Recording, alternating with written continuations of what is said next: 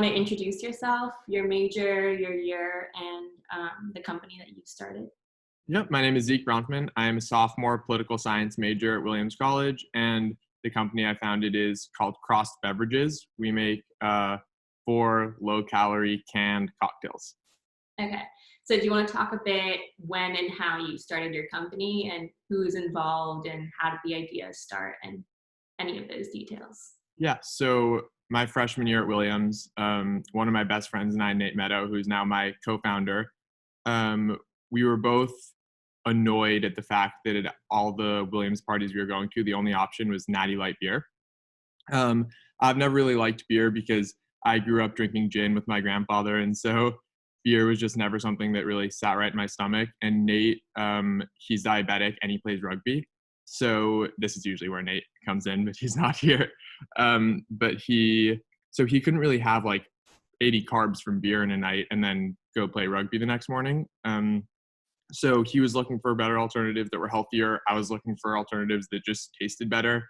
And we started looking on the market and realized that there was really nothing that checked the 3 boxes we were looking for, which was number one, authentic and robust flavor. Number two, low cal, low carb, relatively healthy. And number three, it was affordable.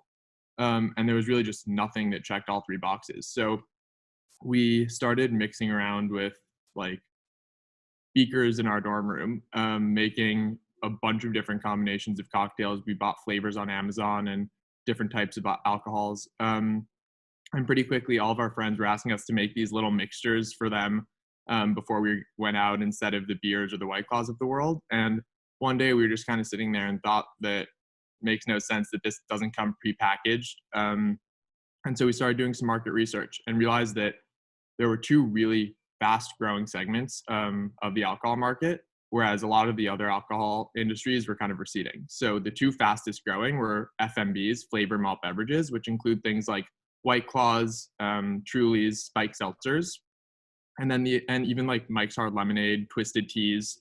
And then the other category were RTDs, ready to drink cocktails. So things like, if you're familiar with Cutwater Spirits, both of these segments were doing really, really, really well. And so what we wanted to do is take the best aspects of each and leave the worst aspects of each and create a new category. So what we thought the best part of the FMBs was that they're really low cal and easy to drink. Like you can throw down a White Claw and it's only 100 calories. And then we thought the best part of these RTDs, like a Cutwater, was that it has really robust, rich flavor. But the downsides are that it's $6 for a can and 350 calories. So we injected the flavor profiles of our favorite cocktails into the format of the FMBs with low cal, easy to drink profiles. And that's pretty much how the idea came to be and what we made. Cool. And so that market, are you guys like just a new product on that market? Are there existing companies like that? You mentioned that this is somewhat new, so there isn't anything like this on the market currently.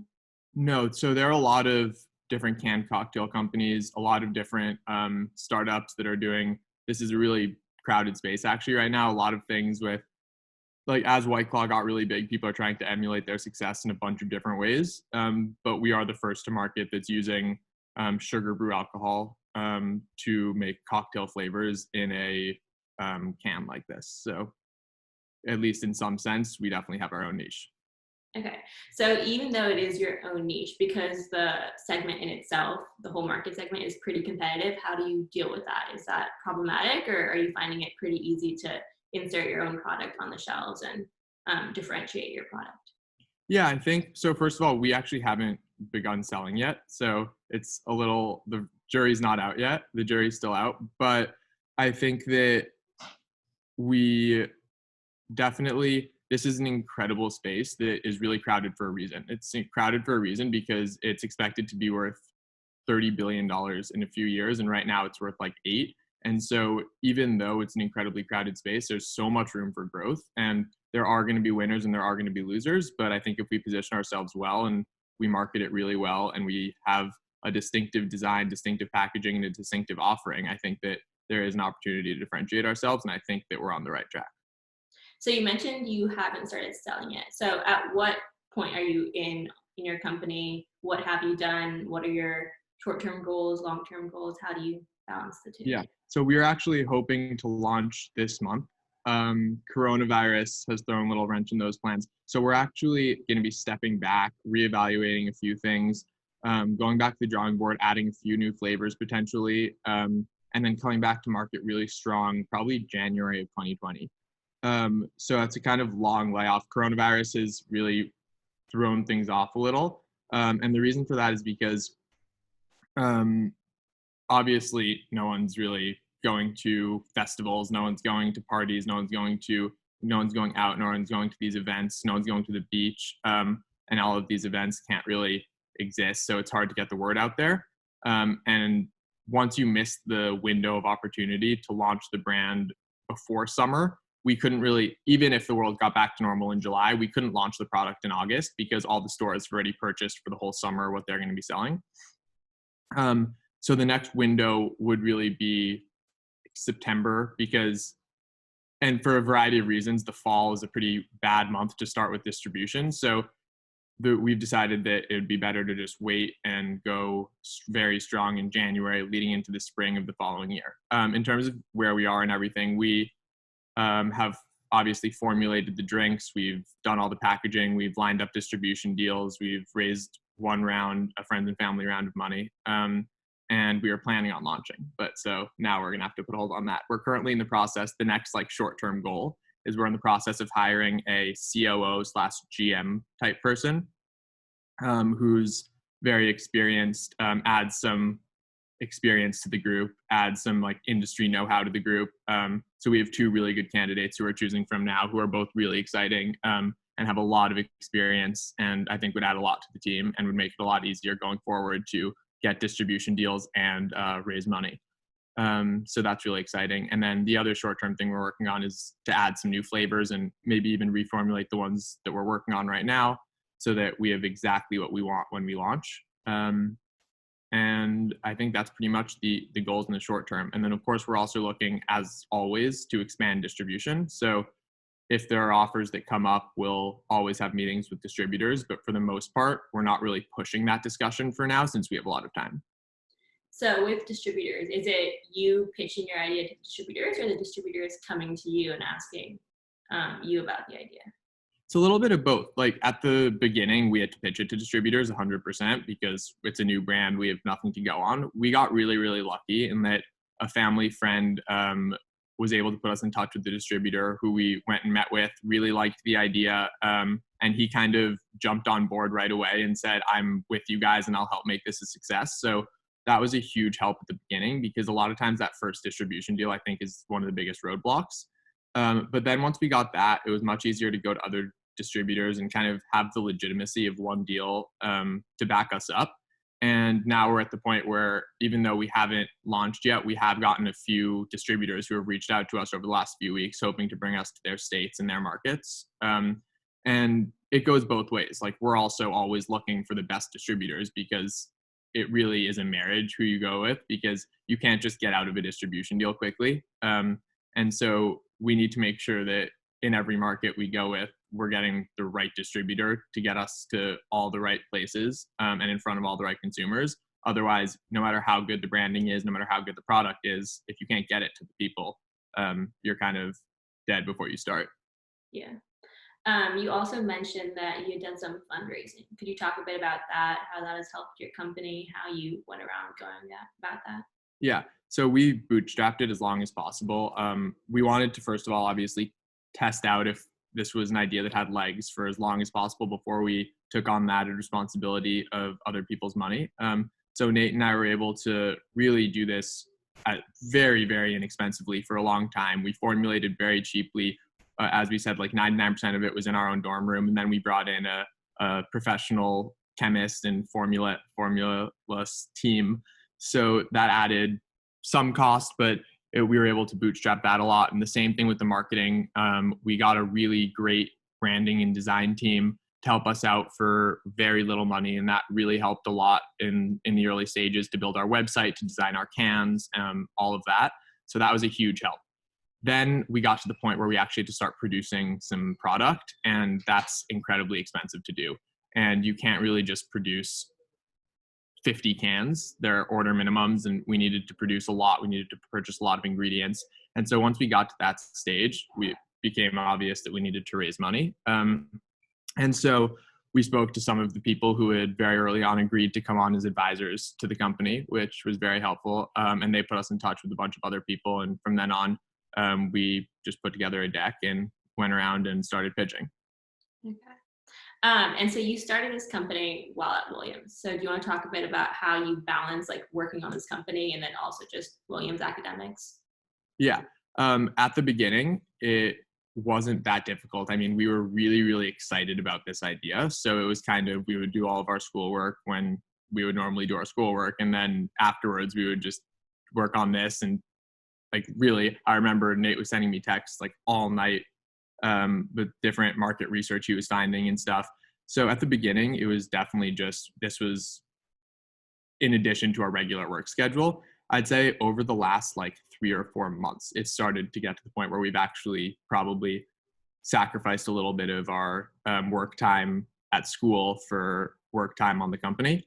And that's one of the reasons we were planning, obviously coronavirus is another, still up in the air, but another reason we were planning on spending junior year at NYU so that we could have more time to work on the business and also not have to travel back and forth. A big reason it's been difficult is because all of the meetings we have to do are usually in New York or sometimes Boston or elsewhere. And so we have to drive from school for just like a 2-hour meeting and then right back. And that takes up a lot of time as well. Okay.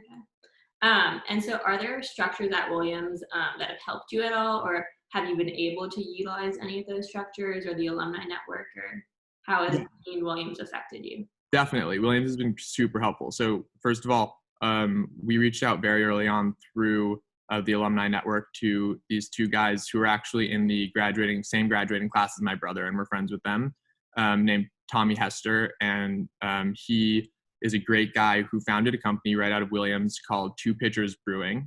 He was on the baseball team. He was a pitcher and really had a passion for mixing beer with like juice. And so he started this company, moved to San Francisco, 8 years later, it's a super successful company and they have national distribution, have done really well for themselves. And so we reached out to them and he was really helpful from the beginning, sent us all the information we needed to get started, put us in touch with a bunch of strategic people and gave us a lot of advice. And he was really, really helpful. He's on our board of advisors now.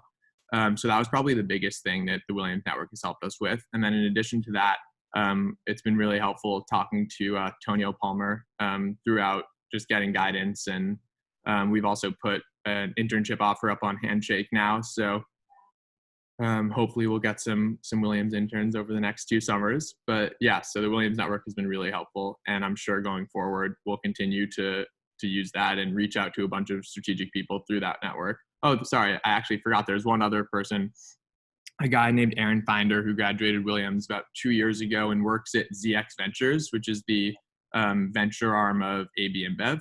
And we've met with him 2 or 3 times. He's been really helpful. He's tried our drinks and given us a lot of great guidance. So overall, the Williams Network has actually been a huge benefit for us, and I'm sure it will be even more so going forward. Okay. And so you mentioned coronavirus as one of the challenges your company has had to face. Do you want to talk either a bit more about how coronavirus has impacted like distribution, manufacturing, or just talk a bit more about other challenges you guys have faced throughout? Definitely, yeah. So interestingly, it hasn't impacted manufacturing that much. Part of the reason for that is because our production facilities have been ruled an essential business by the federal government, which I don't know, you can determine whether or not you think that's essential on your own. But what has been impacted a lot is the distribution, because distributors' businesses have been impacted a lot. Obviously, all of the on-premise locations, so bars, restaurants, clubs are closed. And that's, depending on the distributor, could be a vast majority of their business or at least a big chunk of it.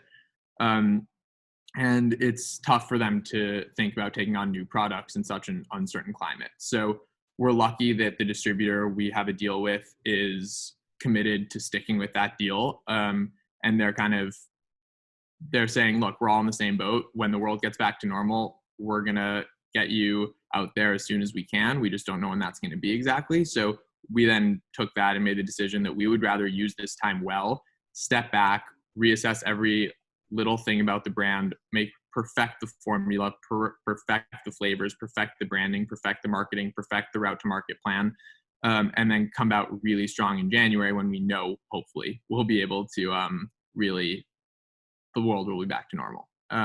So we were initially really disappointed. We were very excited to be launching this May. And it was a lot of hard work that had gone into this launch. And it was tough to have to push that off for so long and now have to wait another 9 months. But overall, we think this is a silver lining and it's actually going to be really, really good for the company. And so as difficult as all of this is, we're taking it in stride and excited for eventually launching. Okay. And for students who want to start their own company while at Williams, do you have any advice for them? Yeah, for sure. I think the key thing is I've always had, when I was in high school and stuff, I always had a lot of different random business ideas and I never kind of followed through with any of them because they seemed too abstract almost. And so for me, it was a lot easier. This is a very concrete thing. It's, there's a real product. And so it helped a lot for me how concrete it was. And that also might just be my specific skill set. I think another thing is just before you jump into anything, it helped me a lot to I literally just reached out to every single person I could think of who either had any sort of experience in the industry or just that I trusted and was smart and I would love to get advice from.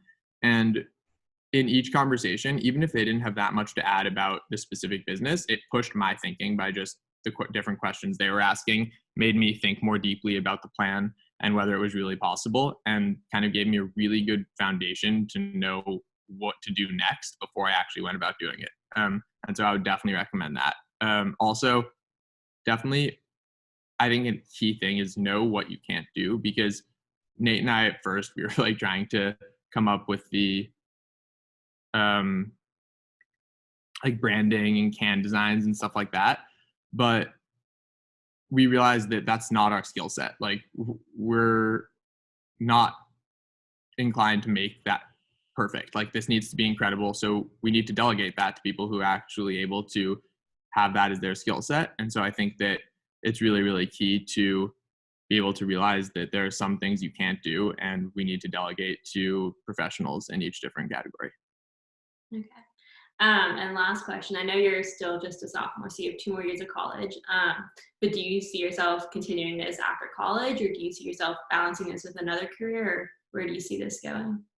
This definitely isn't over the next year or so. It's not going to be something we're able to do part-time anymore. So it's definitely a question we have to ask. I think for the time being, we're definitely intending to do this after college.